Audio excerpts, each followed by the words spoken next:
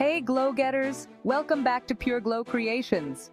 Today, I'm sharing a quick and easy DIY facelift facial that will help you get tighter and younger looking skin, all from the comfort of your home. So let's jump right in.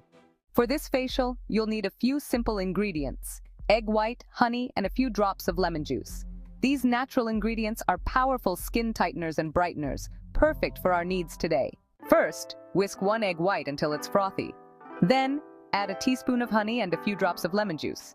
Mix it well until you have a smooth, sticky consistency that's just right for our facial application. Now, apply the mixture evenly to your face, focusing on areas where you want a lift, like your cheeks, jawline, and forehead. Let it sit for 15 to 20 minutes until it dries completely. Once it's dry, rinse it off with lukewarm water and pat your skin dry.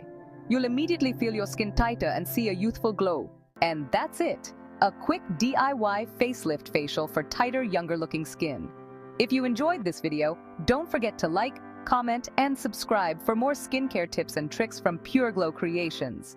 Stay glowing.